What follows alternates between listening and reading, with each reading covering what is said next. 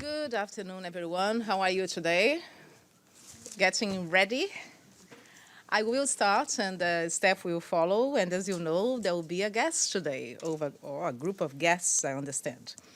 The President of the General Assembly has issued a tweet this morning to pay tribute to the victims of the terrorist attacks against the United States, which took place in 2001.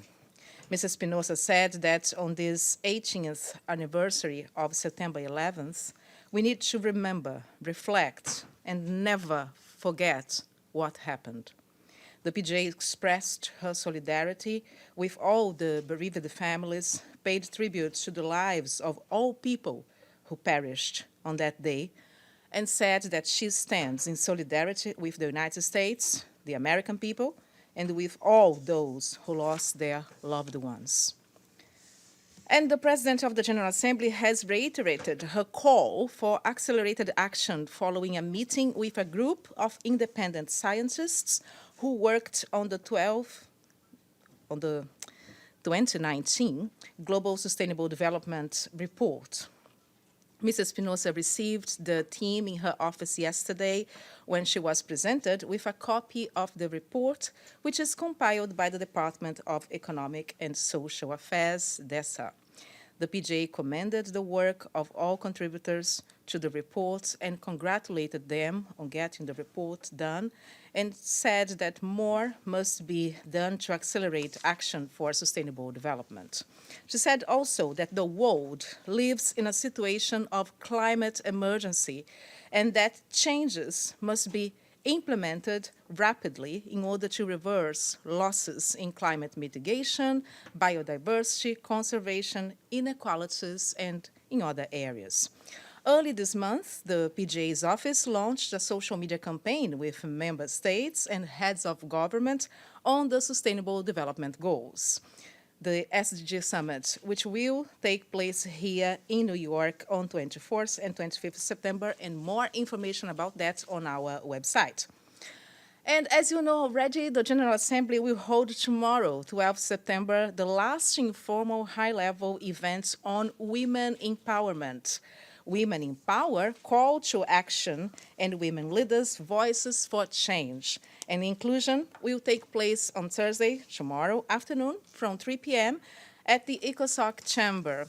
Opening remarks will be delivered by Ms. Maria Fernanda Espinosa, the PGA-elect, Mr. Tijani Muhammad Bandi, the Executive Director of UN Women, Ms. Pumzilia Mlambinguka, and Ms. Susana Malcorra from Women Leaders, Voices for Change and Inclusion. In the afternoon, there will be two panel discussions on synergies between global networks that encourage women participation and support the sharing of knowledge and experience, and more details also, and a list of participants you can already see on our website. And finally, on the PJ's agenda, Mrs. Espinosa met with the permanent representative of Zimbabwe this morning, His Excellency Ms. Frederick Musiwa Makamuri Shava. She later granted an interview to EFE News Agency and held a bilateral meeting with the ambassadors of Fiji and Ireland. This afternoon, Mrs. Espinosa will talk to CNN in Spanish, CNN in Espanol, and Televisa before meeting the president of ECOSOC, Her Excellency Ambassador Mona Yu, in the PJ's office. And we have two more briefings to go. On Monday, we will have our last press conference with the PJ here at 11 a.m. All of you are invited. So that's all from us today. Do you have anything else for Mariti? How are you doing? Good to see you.